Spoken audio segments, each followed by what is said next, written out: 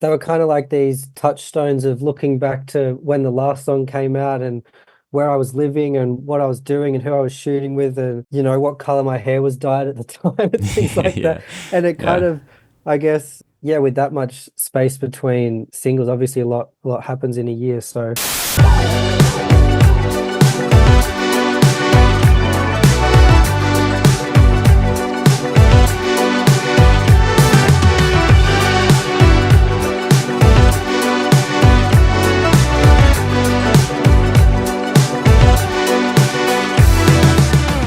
As you just heard in that little preview, it's kind of a big moment for this artist I had the privilege of speaking with recently. For the past few years or so, AKA Lui has been slowly coming out with these fully formed singles that are just very audibly labors of love. But he's finally got an EP set to come out Friday, June 21st. This debut is called Sapphire Blue. It's 8 tracks long, and it's definitely a treat to those who have been listening to him from the very beginning. But before I give too much away, listen to this talk we had. It was a lot of fun.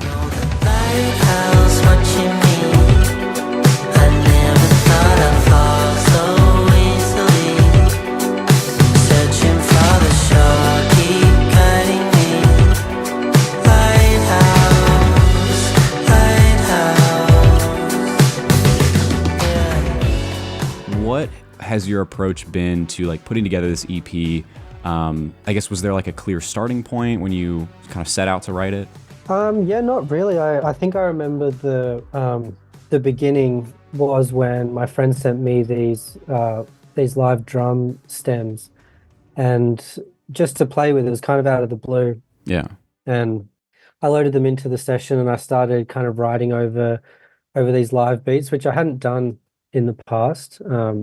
I was usually programming beats or pulling samples and things like that. And I started to make music that was kind of quite different to what I'd made in the past. That was Lighthouse, that first track that I wrote. And it kind of just paved the way for a bit of a new sonic direction and a new approach to making the songs as well.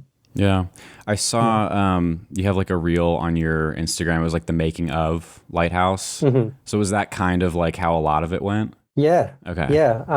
And just the starting point as being these drums, something that I had nothing to do with, to be, the starting point of the track. I thought it was just a cool way to start something, kind of me not having any part of it. I thought that was a cool way to kind of to begin the creative process. Yeah. Yeah, definitely like kind of, taking something and just making it your own in a way. Yeah. So I was reading up on the EP and on Fool, your latest single, and Mm. this page that I found had a write up that it read like a press release. So like, I apologize if I'm just like reciting words you're already familiar with. Okay. But Yeah, I yeah. was seeing that it was, this is a quote, conceived amidst personal upheaval and transformation. And Mhm. so, could you speak to that at all? Yeah, I mean, I guess it was just it was a period of my life that was particularly challenging for Okay. a variety of personal reasons, but I guess I just found myself moved away from my home and my area and my family and found myself like quite isolated and just in a yeah in a different kind of headspace that it kind of allowed for a lot of creative expression and a lot of writing, but there was like a theme of, I guess, melancholy and loss throughout the project Mhm. that I kind of at the time I didn't really recognize that it was taking that shape, but I feel like that kind of mood seems to flow in and out of the tracks. Okay. And has that been kind of like, because this is your first sort of body of work, I'll say, other than just like, because you've been going single by single for a few years. Mm. So that sort of like idea of looking back on having made something and it's seeing it just kind of like, oh, it's taken this form that I wasn't really thinking about prior to it, but here it is now. Like, is that kind of a new experience for you? Yeah, absolutely. When I first made Lighthouse, I kind of decided that I was going to make a collection of songs in that vein because it was such a new and enlivening kind of approach. And so I did have the goal to kind of yeah, write more than just that standalone track. I didn't know if it would be an album or an Mm, EP or just a, double single, whatever. But that was the first time I kind of thought in a broader scope than just the track I was making at the yeah, time, yeah, if it would be released and then, move on to the next one. Yeah, it was kind of a project mindset. And I think I really enjoyed that because you can kind of go between sessions as you're feeling them, and it's kind of a broader project and a clearer idea of something kind of grander. Yeah. yeah, definitely. And I, can imagine that's like a pretty good feeling. Mm, And just to kind of go back to that write up really quickly, that same thing also said that this new collection of songs signals a new chapter for you. So I feel like, this is definitely relevant. You've already said you were kind of in like the same sort of headspace throughout making the EP. hmm. Did you find that it helped you sort of like process, or was it just more of like an expression of, a certain point in time of like what you were experiencing? Yeah, I think it was kind of the only thing that was felt like it was keeping everything together was this kind of waking up and indulging in the music. Mm, And in the past, music had been like a very fun and enjoyable thing that I would do for just, for good vibes and things like that. But this was kind of the first time where I felt like, wow, without music, I couldn't really conceptualize like where I would be at or what I would be doing or how I would be getting through that period of time. So it kind of took on a new depth and like a kind of a deepened relationship with the whole process. Yeah. yeah. And talking of like, releasing kind of single by single in the past and this very much feeling like a new chapter for you, you mentioned that previously you were just kind of making music for fun. It was just like a nice little creative Mm. outlet. Did each single that you've kind of released in the past still sort of feel like an evolution for you, like a almost like a milestone or a new chapter per se? Just especially because I feel like so many of them have like accompanying videos and it feels like you spend kind of a lot of time with each Mm. thing. So does each one sort of feel like you're marking time with those releases, or is it really just kind of this one? Yeah, no, I think the singles did feel like that, especially because they ended up coming almost like a year apart for over 4 years. So Mm. every time it was kind of they were kind of like these touchstones of looking back to when the last song came out and where I was living and what I was doing and who I was shooting with and what color my hair was dyed at the time and things like that. Yeah. And it kind Yeah. of, I guess, yeah, with that much space between singles, obviously a lot happens in a year. So yeah, they were still definitely kind of chapters and phases, but it felt like an evolution this time, even being able to conceptualize making a body of work. Beforehand, I'd never been able to think kind of beyond Hmm. just that song or just the single or thinking of how things can like intertwine and work together. And it felt like just kind of a light bulb moment of like, you know what, I want to write a collection of songs that kind of, live together and kind of carry a bit of a story arc and that kind of thing. Yeah. Yeah.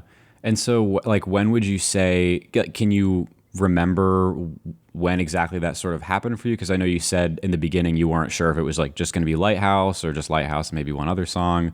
Is there like a moment that you can point to where that kind of happened, that clicked or whatever? Well, I started writing like longer form tracks and songs that didn't necessarily have cohesive structures or like pop sensibilities. Okay. And I guess when you're releasing singles, singles kind of have a bit of a framework that makes them a single. And I was writing stuff that I was like, writing these little 90-second interlude pieces or like these kind of drawn out outros with like long solos or whatever. And it kind of clicked to me that I love being that indulgent in the creative side and making stuff outside of your standard like pop song. Mm. And I wanted to have a place where I could put that out and express that as well. So I thought in the form of a longer play style release, it kind of opened up the freedom to say, look, this intro is like 90 seconds long, and that's just it. Yeah. I'm not coming in with the hook. I'm not grabbing you guys instantly. This is a more like yeah, lengthy track or um whatever it might be. I think there's a lot of freedom in not writing just to write the next single. It could be you'd be writing anything you want. Yeah, definitely.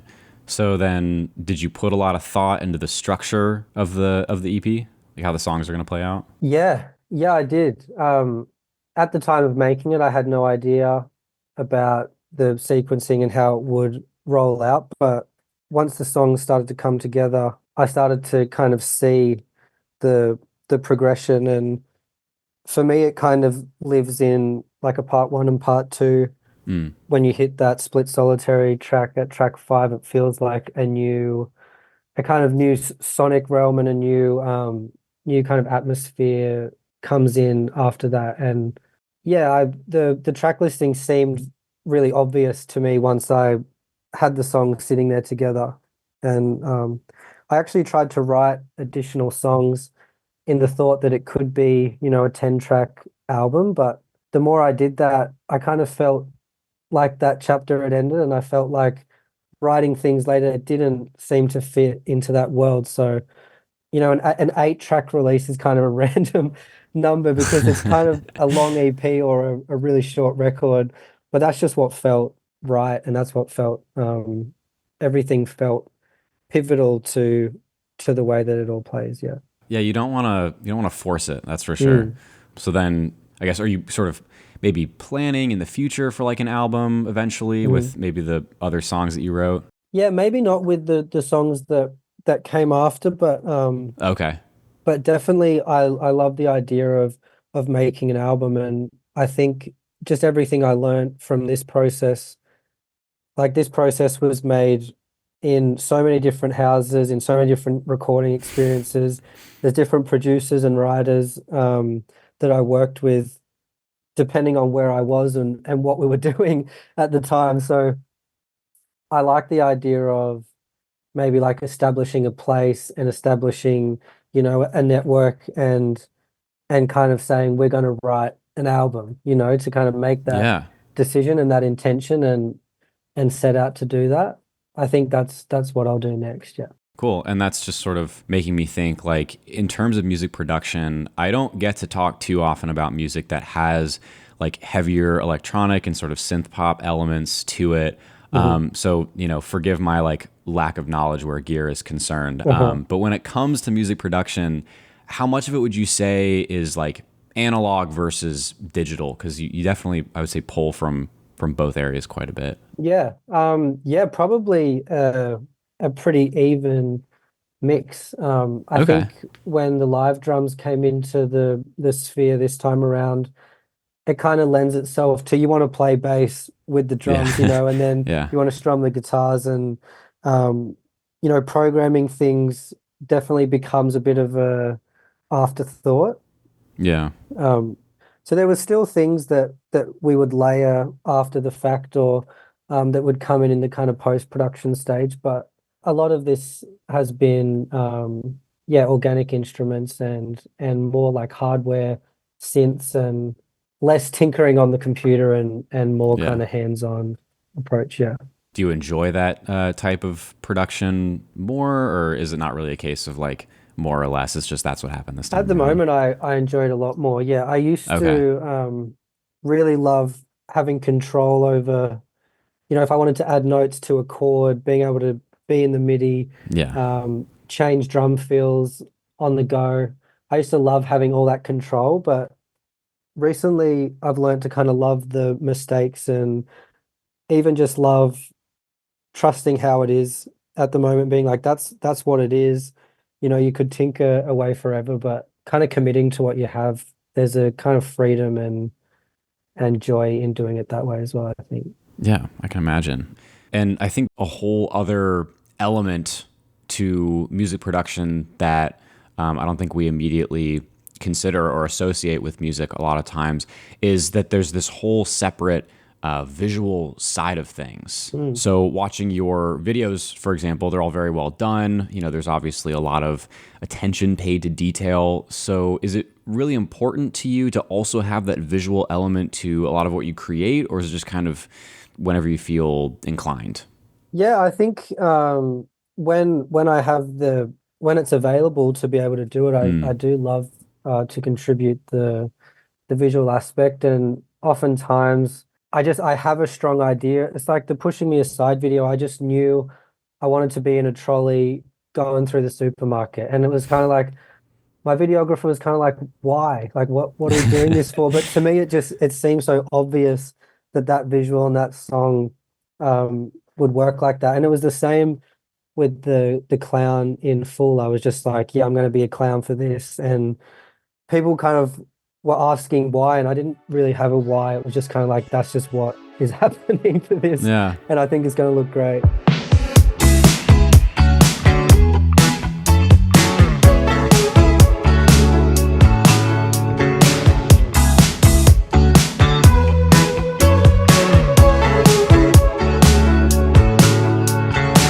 Yeah, I was a fool for trying to be right for you.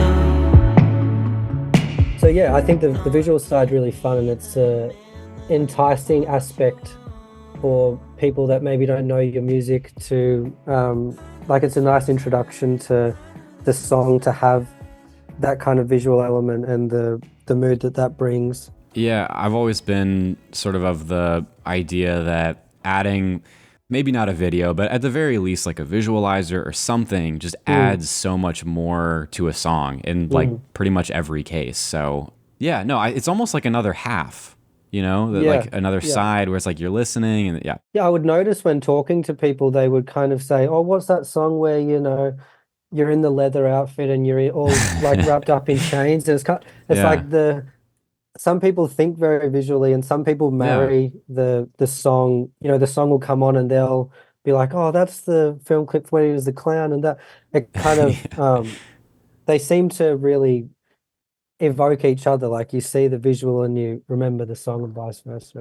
Yeah. And especially with the mediums that we're sharing music on at the moment, um, you can't really just put a song up on your Instagram to share with people, Yeah. There has to be Yeah. something that is gonna engage people to continue listening as well. And so making something kind of fun and maybe sometimes provocative or just a bit eye-catching, I like doing that stuff. Yeah. Oh yeah. The more ridiculous the better, or the more Yeah, outlandish the better, yeah, for sure.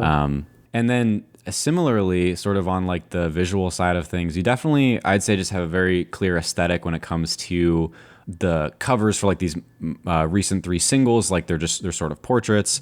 A lot of promotion for Lighthouse, for example, included photos from the same shoot, and the cover art for Fool kind of, is from the video, or at least like matches the video. Mm, I think it's always a pretty good sign, when an artist puts work into curating that kind of like consistency in terms of visuals. And so, like, where would you say you typically see like the importance of this visual side of music come into play? I know we just talked about like videos, but there's, I feel like there's a lot more than just, making a song. mm. Yeah, I guess it's kind of, as I said, like with the way that we release music at the moment, and the way that you share things, I think they're almost kind of symbiotic in a lot Yeah. of ways. And when you think of like Sergeant Pepper's, you immediately think of that cover art, you know what I mean? And it's almost a part of the listening experience as well. So yeah, yeah, maintaining that cohesion through the EP.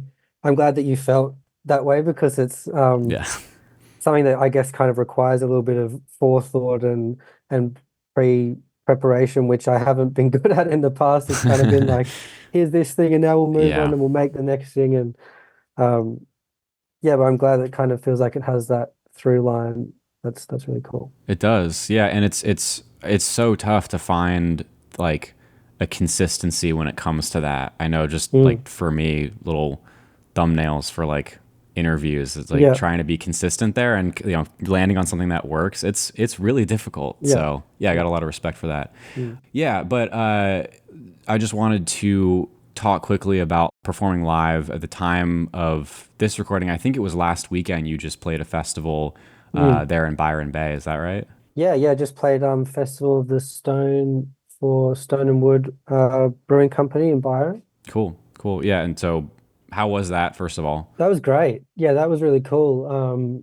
I kind of really enjoy playing a local show because, you can just cruise at home, do your thing, Yeah. kind of it's easy prep.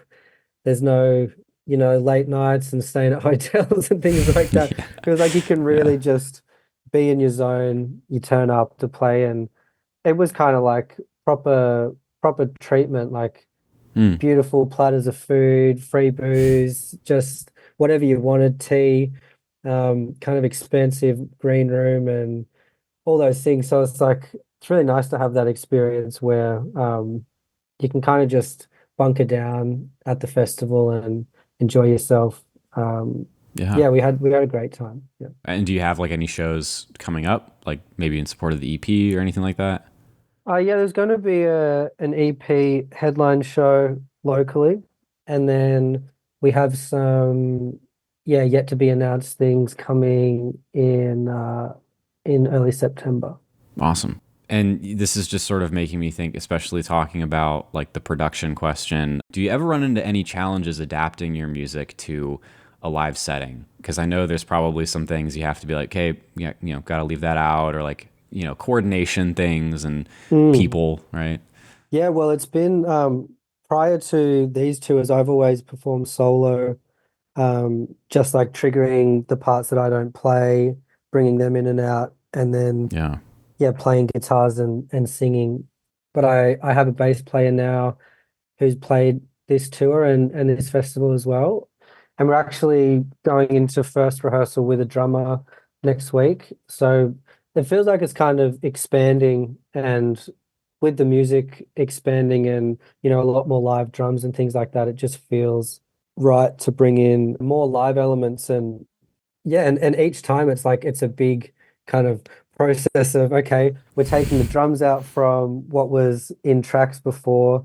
He's going to play that live, so now he's going to need the synths in the click and Yeah. whatever might happen. And then looking for opportunities where we can play without backing, where we can just really immerse in the live thing.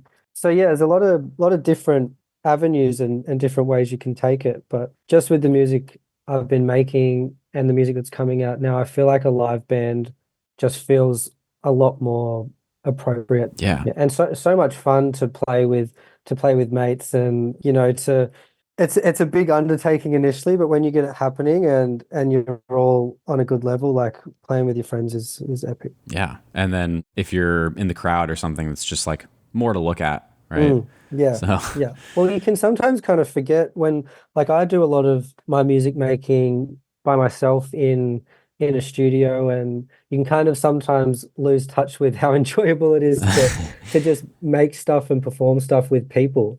yeah. It sounds really obvious, I'm sure, but tapping back into that and having that human element to performance, it's really kind of made that experience a lot more enjoyable for me. That's great. Yeah, and I know we just talked about like Byron earlier. I wanted to actually ask about this sort of like weird phenomenon of just like a lot of good music coming out of that one little area. Like I've talked to other artists from there in the past, and everyone has sort of like a different take on it, but it pretty much all comes down to a culture thing. And Yeah. so I guess like what's your take on it? Like, do you agree with that? Yeah, I guess it's hard to know.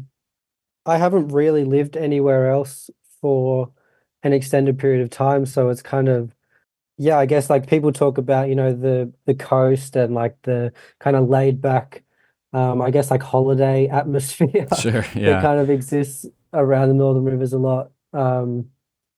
I guess that could play a part. I guess it's hard to know. Yeah. But yeah, I think this area kind of speaks to, it's a very different lifestyle to being in a city, Oh yeah. and that of course that's going to have an effect on people and their disposition, and I guess what comes out of them creatively Yeah. as well. Yeah. Yeah. There's something Yeah. about it. Mm.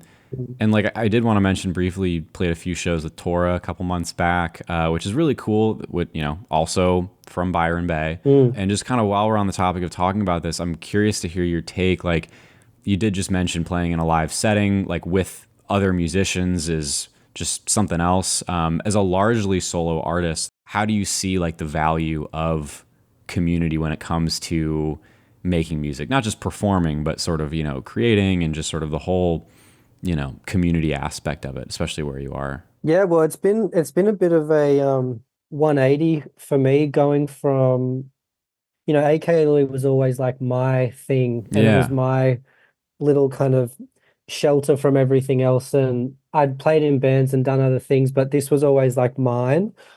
I kind of ran it like that for a good few years, and just with this EP particularly, collaboration's been a much bigger thing, working with people in the production and in the mix, Mm. and then also in the live show, getting feedback from people in the demo phase. All those things have been like they've just kind of made it feel more just less that it's all on me, Yeah. when there's Yeah. like someone will just say, "Yeah, what about this?" And I'll be like, "Oh, it just, a fresh set of ears and fresh insight just really helps." And yeah, I had a phone call with a mate who we don't work together or do anything creatively, but we were just talking about what it's like to make music at the moment and the pressures of different things. And that was just really nice to feel connected to another artist and just kind of share in the things that we've been going through. I think that's kind of underrated and maybe something that people have in the city a lot, going to shows and networking and being around artists a lot more. Yeah. But yeah, I find that living here, like I'm not around other artists or talking with other artists all that much unless I invite them over and we do a session or something like Yeah. that. Yeah, there's not really like scenes or collectives the same way that I feel like there is in the city. So Mm. it is definitely something that I'd like to deepen my relationship with, and I kind of see some things coming out of Lismore. They've got a very strong like psych kind of renaissance happening, and there's so many different bands, and everyone's in each other's bands, and they all help each other out and make music together. And I'm like, man, that's really inspiring to see something kind of grassroots come from almost nothing, and this whole new sound and new scene has been created from that. I think that's really cool. That is cool. Yeah. And so, like, do you see yourself maybe because you've done, I mean, you've done like collaborations in the past at least. So do you see more of that moving forward or? Yeah, I'm just so much more open to them now and open to just getting in a room and seeing what happens, you know what I mean? Not like, oh, I've got to make this style of song and this is my sound. Yeah. I kind of let all that go. Yeah, just enjoying the process and not being attached to outcomes. And I still love creating stuff from scratch on my own, but at any moment of uncertainty, not being afraid to say, "Hey, Jack, you want to check this track out and let me know what you think?" You know what I mean? Yeah. Just keeping it kind of moving and breathing and keeping that kind of energy in the process. I think, yeah, I think it's really helpful thing and really cool thing. Cool. Yeah, no, there's definitely a lot of value to that. So that's cool to hear. Mm. But I wanted to ask one last question. So we're very close, just to bring it back to the EP, we're very close to that release. Are you particularly excited about like any one part of it, or is there maybe like anything else that you want people to sort of keep in mind going into the release? I'm really excited for the highlight track when the EP comes out, Mm, Midnight Ultimatum. It's coming out and it's a track that I'm really proud of, and I thought it was a bit of a kind of like personal favorite, but as I shared it with friends and things like that, it was this kind of recurring theme of like people were like, Midnight Ultimatum, I love that track. cool. And we just shot some visuals for it just yesterday, and yeah, I'm really excited to put that one out. And I guess it's a big moment for me having a body of work come out and people being able to go and, click on an 8 track release Yeah. and listen through. I think that's a big moment for me. And so just kind of, yeah, I'm just happy that's an experience that people can have with my tunes. And yeah. Yeah, that's really big. It's funny too because I feel like a lot of times maybe the track that you think is going to be, the highlight track is maybe not what people end up sort of agreeing on. But that's Yeah. cool to hear though that it sounds to be the general like consensus that yeah, that's the one. Well, I thought it was obvious, like, what were the singles and what were Yeah. kind of the more pop orientated tracks, and to hear people continually referencing that song, it was kind of like it was eye-opening to know like not everyone is leaning towards those pop things and those hooks all the time, and people, the general audience has a deeper understanding of music. It doesn't have to be this, immediate thing. It's kind of, Yeah. it's heartwarming to know that people resonated with that song in particular. Yeah. Okay, well, great to hear.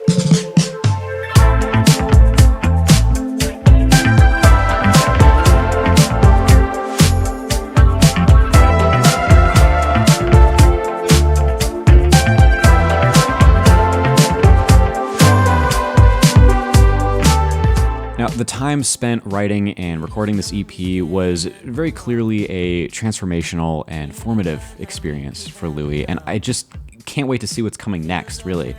First, of course, we all have to listen to this new EP out June 21st. I already know it's going to be a great collection of summer tracks, or I guess winter if you're in Australia. Bummer. But anyway, once again, it's called Sapphire Blue. Don't forget to listen. Hope you learned something today. Please stay tuned for more good stuff from me soon. I'm trying, okay? Thank you so much for listening.